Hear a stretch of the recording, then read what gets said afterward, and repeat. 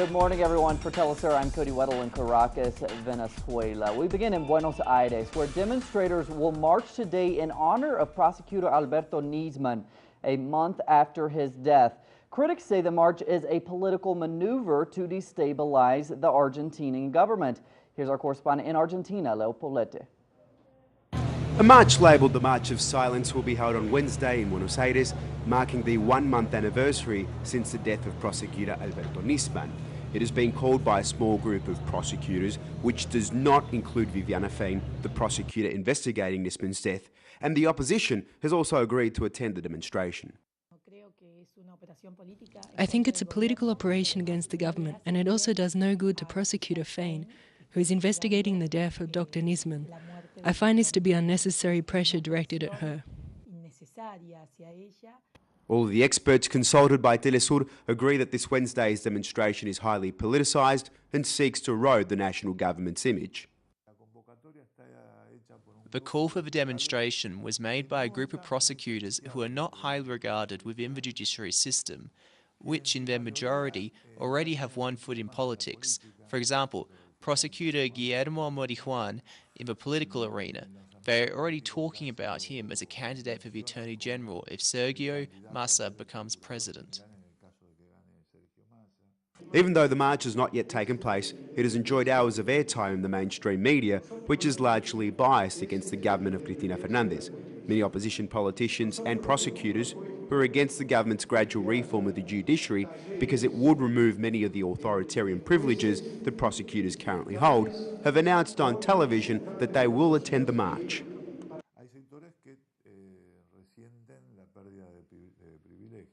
There are sectors in the judiciary that are bitter over the loss of their privileges, and the calls for the February 18th demonstration have come from those sectors, a small group of prosecutors and a few judges.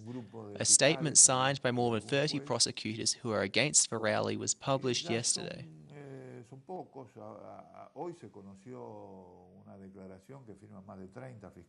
Various leading judicial and political figures have said that they will not attend the demonstration, signalling that those who do so are opportunists that seek to destabilize the government. From Buenos Aires, Leo Poblete, Telesur. Haiti is in mourning after 16 people died and 78 were injured when a power line electrocuted a singer on a carnival float. The incident caused a stampede leading to the deaths and injuries. Now, following the accident, Haitians marched through the streets of Port-au-Prince in memory of the victims. Dressed in white as a sign of mourning, government authorities, musicians, and people from different neighborhoods of the capital marched silently along Champ de Mars where the accident occurred. Many also partook in a remembrance ceremony that was organized in conjunction with the march. The government has declared 3 days of national mourning.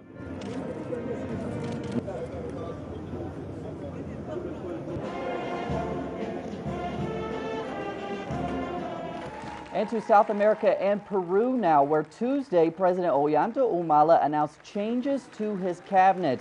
It comes after accusations of corruption. The president swore in Rose Ortiz as the new energy minister, Freddy Otarola as justice minister, and Jose Perez as internal affairs minister. The changes come amid an economic downturn in Peru. Humala's approval rating stands at a mere 25%.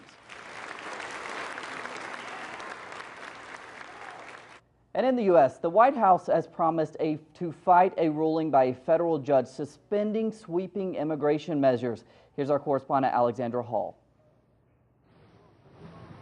A federal judge in Texas has temporarily brought to a halt President Obama's executive actions on immigration, siding with 26 Republican states that have filed a lawsuit in opposition to the measures. The executive actions that were announced last November would expand relief from deportation to the parents of U.S. citizens and also legal permanent residents who have been in the United States for at least 5 years. But Republican rejection of the measures has threatened the funding of the Department of Homeland Security that is expected to expire towards towards the end of February. Now, House Republicans have proposed legislation that would secure funding for the department, but would simultaneously also defund the executive actions themselves.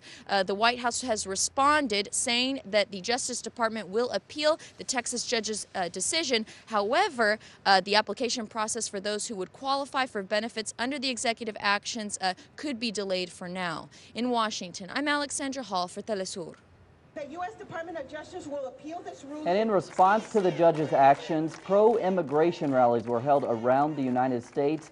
Congresspeople and activists gathered on the steps of the Los Angeles City Hall to condemn Hanan's action. Also among those attending the rally were deferred action for childhood arrivals recipients. DACA recipients joined Congresswoman Judy Chu in arguing that the reforms will benefit society at large. It's not in our interest to keep 11 million undocumented individuals in this country living in fear. And this affects so many. This affects Latinos, this affects Asian Pacific Islanders, and it affects so many other people in this country. And if everybody is allowed to fully participate in this country, we all benefit. And that's why I say immigration reform is not only a Latino issue and not only an Asian issue, it is an American issue. Since the election of Venezuelan President Nicolas Maduro in 2013, the United States has escalated its pressures against the South American government. One recent example came with the thwarted coup attempt last week. People around the world have shown solidarity with the Venezuelan people and against U.S. intervention. One example is Syria, where our correspondent Nashwan Abdullah reports. People in Syria see the latest attempted aggression against Venezuela as an attack on all free nations of the world. It's a predictable plan by the United States and its allies. It has happened before, and it will happen against any independent country. They want to destroy any government which calls for independence and sovereignty. The Syrian government condemned the US-backed coup attempt against the Venezuelan president, describing it as an attack against democracy. Venezuela policy goes against US imperialism. It's obvious that there are external forces which are creating chaos inside the country, but I think that the people of Venezuela are aware of the plot.